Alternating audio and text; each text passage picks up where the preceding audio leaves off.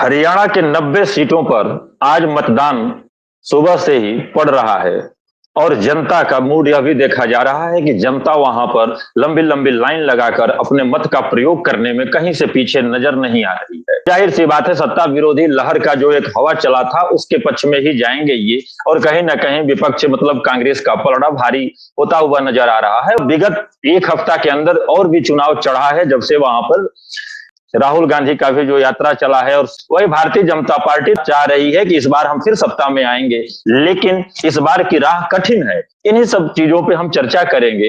इस परिचर्चा में हमारे साथ भारतीय जनता पार्टी से रंजन पांडे जी नेता प्रवक्ता के तौर पर उपस्थित हैं। आपका स्वागत है रंजन जी। मेरे देखिए, ये जो चुनाव हो रहा है, आप आश्वस्त की बात करिए, मैं कहता हूं मैं 1000% आश्वस्त हूँ, पूरी तरीके से कॉन्फिडेंस में हूँ और पूरा भरोसा है मुझे वहां की महामहिम जनता पे, हरियाणा की। और ये चुनाव के परिणाम 3 दिन में सबके सामने होंगे, कोई बहुत दूर की बात नहीं। जो नतीजे आने वाले हैं उसका अनुमान आज लगाना कोई बड़ी चीज नहीं है, और मैं उसको पूरे आश्वासन के साथ नहीं, पूरे भरोसे के साथ कह रहा हूँ कि हरियाणा में हमारी पूर्ण बहुमत की सरकार तीसरी बार बनने जा रही है। जो कांग्रेस की बात है, कांग्रेस तो दुआ स्वप्न में है। जैसे ये अभी लोकसभा चुनाव में जीते हुए हैं, सरकार भी केंद्र बन चुकी है, जो सपना वहां पे इनका चल रहा है वही सपना यही कांग्रेस वाले यहाँ पे भी देख रहे हैं, हरियाणा में भी देख रहे हैं कि इनकी सरकार बनने वाली है। जिस प्रकार से इनका सपना दिल्ली में टूटा है, हालांकि टूटा इनको लग नहीं रहा, क्योंकि इनको लग रहा है दिल्ली में इनकी सरकार बन चुकी है केंद्र में, वही सपना ये यहाँ देख रहे हैं। यहाँ पे भी मैं इनसे बताना चाहता हूँ कि कांग्रेस की सरकार हरियाणा में नहीं बनने वाली है। वहां का जनता का जो मैंडेट है, जहां जनता के रुझान आ रहे हैं, हमारे प्रत्याशी गांव गांव घूम रहे हैं, हमारे भी सर्वे हैं, लोगों से जानकारियां जो है, हमारी बूथ तक लेवल कमेटियों तक की बैठकें हो चुकी है, सारी चीजें हो चुकी है, और आज मतदान हो रहा है। जिस प्रकार से मतदान हो रहा है, आप देखेंगे नतीजे भाजपा के पक्ष में होंगे और पूर्ण बहुमत सरकार तीसरी बार बनने जा रही है। और आज देश की जनता हो चाहे हरियाणा की जनता हो, नीरज जी, वहां जाट बहुत ही कॉन्क्रीट माइंडसेट का आदमी है। वो समुदाय कॉन्क्रीट माइंडसेट का है, स्थायी मानसिकता का है। वो ये देखता है कि जैसे जाट की मानसिकता मजबूत है, वो तो ये देखता है कि कौन मजबूत नेतृत्व है देश में, कौन स्थायी नेतृत्व है देश में। उसके पक्ष में जाट हो, चाहे वहां का पंजाबी हो, चाहे पंजाबी जाट हो, चाहे बैकवर्ड हो, चाहे सैनी समाज हो, चाहे आदिवासी हो, चाहे दलित हो, चाहे ब्राह्मण हो, चाहे क्षत्रिय हो, वो सब ये देख रहे हैं कि कौन मजबूत नेतृत्व देश में दे रहा है, कौन मजबूत नेतृत्व प्रदेश में दे रहा है। उसी के साथ वो जनता दोबारा तीसरी बार जाने का काम कर रही है। जनता को ये मालूम है कि जिस प्रकार अभी लोकसभा चुनाव में कांग्रेस हो चाहे आम आदमी पार्टी हो, इन्होंने एक साथ मिल करके एक सीट पे बैटिंग किया, और अभी 3 महीने में मात्र गुजरे हैं, आज इनका संगठन, इनका इंडिया इलाज खत्म हो चुका है। वहां ये आमने सामने रजन भाई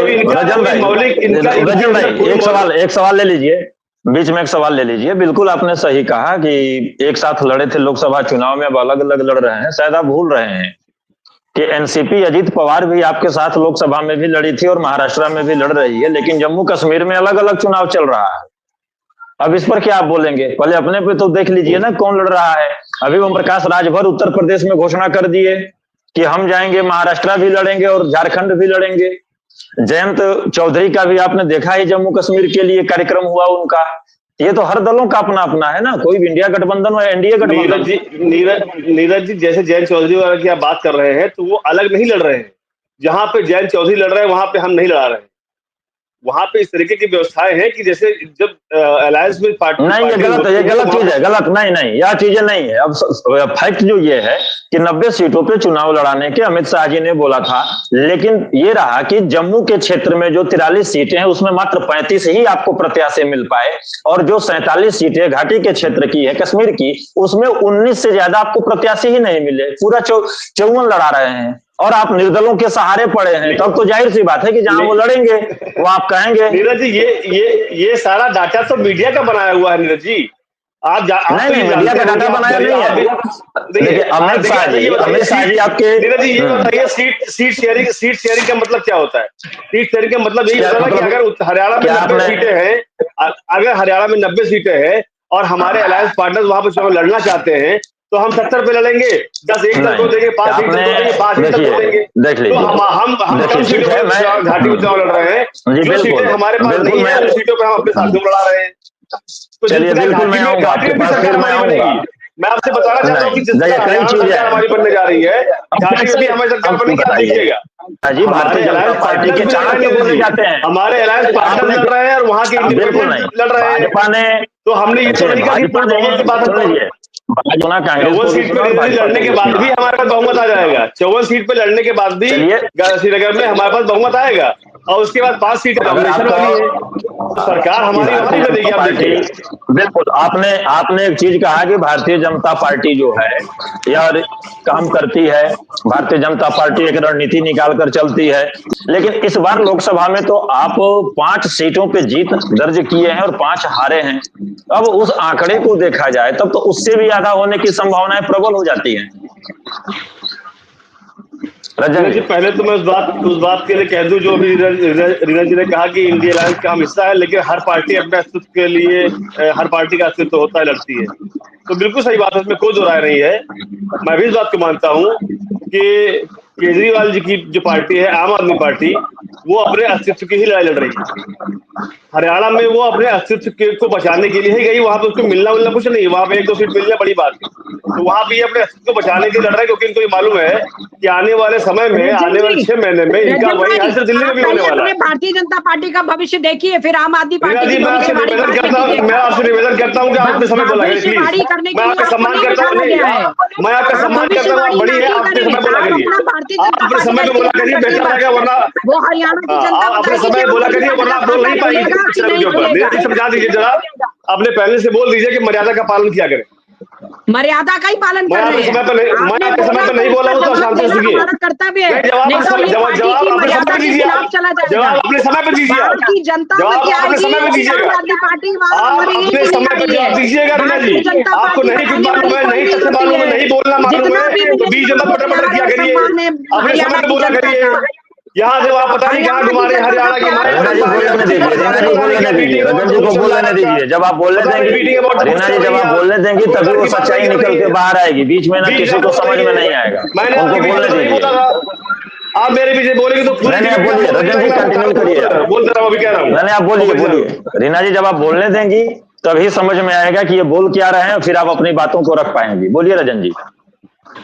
नीरज जी, तो मैं वही कह रहा था कि आम आदमी पार्टी अपने अस्तित्व की लड़ाई लड़ रही है हरियाणा में, और उसका अस्तित्व हरियाणा में तो है ही नहीं, और दिल्ली में भी समाप्त होने जा रहा है। इसलिए वो अपनी उपस्थिति वहां दर्ज करवाने के लिए पहुंचे हैं। आप भविष्यवाणी ना करें, आप प्रवक्ता ही बने रहे, भविष्य वक्ता ना बने। भविष्य की बात जो आम आदमी पार्टी की पूंछ है ना, झाड़ू वाली, ये झाड़ू आम आदमी पार्टी की है, वो आम आदमी पार्टी के प्रवक्ताओं के दिमाग में लग चुकी है। बात हो रही है, आम आदमी पार्टी के दिमाग पर भी इनकी झाड़ू चल चुकी है। इनके दिमाग में बुद्धि विवेक नाम की चीज नहीं है, शून्य हो चुका है। जो 150 ग्राम होता है वो भी खत्म हो चुका है। अरे भैया, बाजार में कहीं बुद्धि मिलती होती तो मैं लेके 1.5-2 किलो आपको दे देता। रीना जी, मैं आपसे बार-बार विनम्र निवेदन कर रहा हूँ कि बीच में मत बोले, लेकिन आप अपनी जिद पे अड़ी हुई है। अगर कहीं बाजार में मिलता तो मैं आपको लेके दे देता, 2-4 किलो दे देता। तो नहीं, तो आपके आम आदमी पार्टी के केजरीवाल जो है, आम आदमी पार्टी के जो केजरीवाल है, वो भविष्य वक्ता है। उन्होंने कैसे कहा था कि 6 महीने में योगी जाने वाले, चलेगा योगी जी? अरे अपने दिमाग की बत्ती जो जलाइए, जरा चश्मा उतार के देखिए तुम इस दुनिया में क्या हो रहा है। छोड़िए, क्या बताइए ना, भविष्य वक्ता आपके यहाँ पर हम लोग बात कर रहे हैं, हरियाणा चुनाव की बात कर रहे हैं।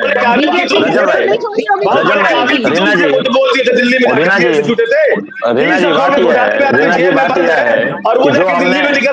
जो हमने सवाल पूछा था रजन जी से, उस सवाल का जवाब देने से बचने के लिए आपके सवाल के ऊपर कूद गए ये। कहाँ पर जब आप चुप रहेंगे तभी सत्ता पक्ष बोल पाएगा, जब आप नहीं चुप रहेंगे तो ये अपने हिसाब से जवाब ही देंगे। मैं यामिन भाई आपके पास यामिन भाई, केजरीवाल नहीं जी बताइए ना। ठीक है पूछ रहा हूँ कि केजरीवाल कहाँ से ज्ञान लेके आए थे भविष्य का? देखिए, आज जो हरियाणा में चुनाव चली गई, रजन जी, आज यह जो चुनाव हरियाणा में चल रहा है 90 सीटों पे, उस पर चर्चा है केजरीवाल का घोटाला और योगी जी की कोशिश छोड़ने का नहीं चल रहा है। चर्चा नहीं कर रहा करना है, लेकिन इनके पास कोई बात नहीं, चर्चा करना नहीं इनको है, इधर उधर की बातें फेंक रही है। ठीक है, चलिए मैं हर चल रही है और 90 में 9 सीट का पता नहीं है, पूरे प्रदेश में चुनाव लड़ने गए, अगर 90 में 9 सीट मिलने नहीं वाली देखा जाए और पूरी सीटों पर चुनाव लड़ने जा रहे हैं। अस्तित्व की लड़ाई लड़िए भाई। चलिए जनता का, ठीक है रंजन जी, थोड़ा यामीन जी से हम सवाल ले लेते हैं। लेकिन नीरज जी, यामीन भाई हमारे मित्र हैं, भाई हैं, बड़ा सम्मान करता हूं मैं इनका, लेकिन जवाब तो चूंकि पार्टी की प्रवक्ता तो देना ही है। मैं आपसे यामीन जी से कहना चाहता हूं कि अगर देश के किसी भी कोने में, देश में किसी भी व्यक्ति के साथ में कोई भेदभाव हुआ होता, देश में कहीं पे विकास नहीं किया गया होता, तो माननीय प्रधानमंत्री जी को देश की जनता तीसरी बार प्रधानमंत्री बनाने का काम नहीं करती। जो मैंडेट हमें देश में लोकसभा में मिला है वो इस बात की तरफ स्पष्ट संकेत देता है, इसका स्पष्ट इशारा है कि जनता के दिलों में माननीय मोदी जी का बिल्कुल साक्षात वास है और वो उनको पसंद करते हैं, इसीलिए उनको तीसरी बार 240 सीटें लेकर के संसद में भेजा हुआ है। इतनी सीटें लोकसभा में राजीव गांधी जी के अलावा, अगर यामीन जी को याद हो कि कब आई थी कांग्रेस की, तो मुझे बता दें। तीसरी बार सरकार बन रही है केंद्र में भाजपा की, इससे बड़ा सबूत नहीं है। मैं चाहे जितना आंकड़े बताऊं, चाहे जितना गाना गाऊं, उससे कोई मतलब नहीं है। देश की जनता का मैंडेट बता रहा है कि देश की जनता के मन में क्या है। दूसरी बात, जो यामीन जी की पार्टी के हरियाणा में कह रही है, अपना जो उनका मैनिफेस्टो है, जो इनके मुद्दे हैं, जैसे उन्होंने कहा कि पहलवान, किसान और क्या बताया, पहलवान, किसान और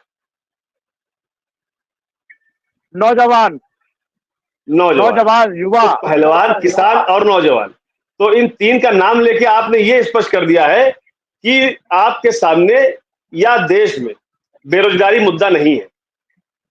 बेरोजगारी कहा है, डिबेट में कहा है, आपने कहा है, मैं यामीन जी, आपने कहा है, मैं कांग्रेस पार्टी की बात कर रहा हूँ।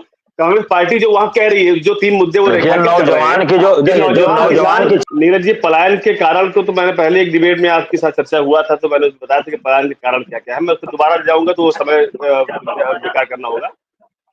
पहलवान, किसान, नौजवान की जो बात है, इसका मतलब इनके सामने मुद्दा बेरोजगारी, मुद्दा अपराध, मुद्दा भ्रष्टाचार, मुद्दा कुशासन नहीं है। इसका मतलब ये सब ठीक है, यानी कुशासन नहीं है, शासन सही चल रहा है, सुशासन चल रहा है।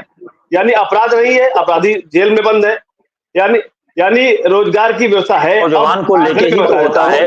रही बात पहलवान की, आपने किया तो वो पहलवान, जनवरी में पहलवान बेटियां धरना पे बैठती हैं और अप्रैल में जाकर FIR लॉन्च किया जाता है। उसके बाद जिसके ऊपर आरोप लगता है उसे 1 सेकंड के लिए जेल भी नहीं भेजा जाता है और उसे जमानत भी मिल जाती है। अब बताइए ना, ये कैसा सुशासन है भाजपा का हरियाणा के अंदर?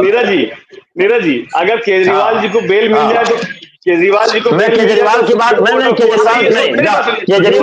केजरीवाल के ऊपर सुन लीजिए, केजरीवाल के ऊपर मेरी बात सुन लीजिए, नहीं सुन लीजिए, नहीं देखिए, मैं आरोप की बात नहीं कर रहा हूँ, मेरा तर्क सुन लीजिए, मैं आरोप की बात ही नहीं कर रहा हूँ, मैं ये कह रहा हूँ, मैं नैरेटिव की बात कर रहा हूँ।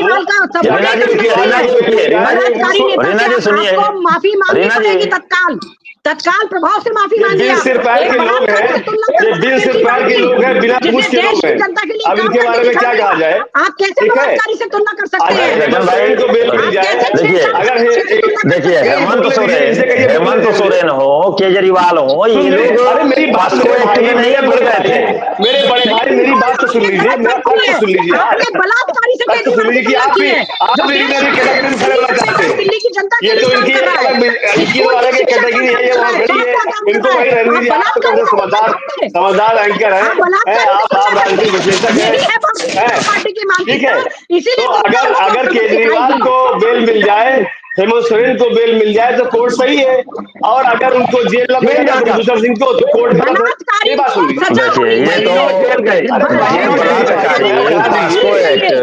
बेरोजगारी की बात मैं आपको बता दूं, बेरोजगारी की बात बता दूं, 8,68,000 लोगों को रोजगार मिला है। बेरोजगार पोर्टल के अनुसार 8,68,000 लोगों को हरियाणा में रोजगार मिला है। किसान की बात कर लीजिए तो 5 फसलों पे MSP देती थी कांग्रेस की सरकार, और हमारी सरकार ने 25 फसलों पे MSP देने का काम किया हरियाणा के अंदर। ये हमने किया है किसान के साथ। जो किसान की बात करते हैं, अपराध रेशियो बड़ा है, अपराध रेशियो बड़ा है 10 साल में फसल पे एमएसपी दिया है हमने 9.5 साल में 25 फसलों पे एमएसपी दी है।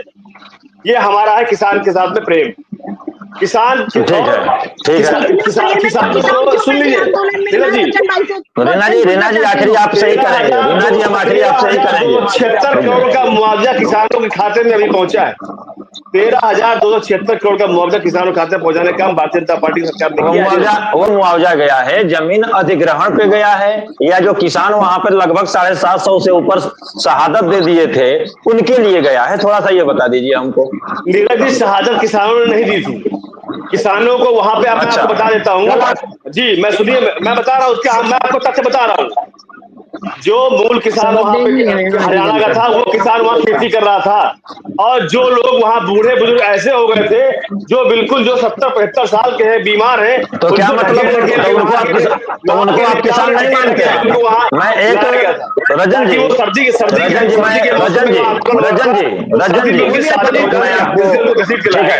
नीरज जी, मैं नहीं कह रहा हूँ किसान, सुनिए, जो आपने राजनाथ जी की बात कही, माननीय राजनाथ सिंह की जो बात आपने जिस स्टेटमेंट की बात करी, वो बिल्कुल सही है। ये हमारा मानना है, ये पार्टी का आइडियोलॉजी, पार्टी का ये संकल्प है कि एक भी किसान को देश का किसान मानना। लेकिन वो संकल्प जब आप विपक्ष में रहेंगे तभी क्या रहेगा किसान? नहीं, पक्ष में भी जो किसान आंदोलन में लोग थे वो वास्तविक किसान नहीं थे। जेसीबी, हाइड्रा, एक्सकेवेटर और बड़े बड़े ट्रक और मतलब आज भी आप यही चाह रहे हैं कि दो बैल आगे और कंधे पे हल लेके किसान चले देश के अंदर। आज भी यही चाह रहे हैं कि फटे लुंगी और कच्छा में किसान घूमे। अगर हवाई जहाज पे किसान चला जाता है तो किसान नहीं रहेगा। मैं ये कह रहा हूँ कि वहां पे जो लोग थे वो किसान के रूप में भेड़िए थे, वो किसान के रूप में वो नेता थे, वो अराजक तत्व थे जो पार्टियों को मोबिलाइज करते हैं, सरकार के खिलाफ आंदोलन करने का काम करते हैं। इस प्रकार किसान आंदोलन की आड़ में झंडों को लगाया गया। बिल्कुल यही सवाल, बिल्कुल आपने आंदोलन की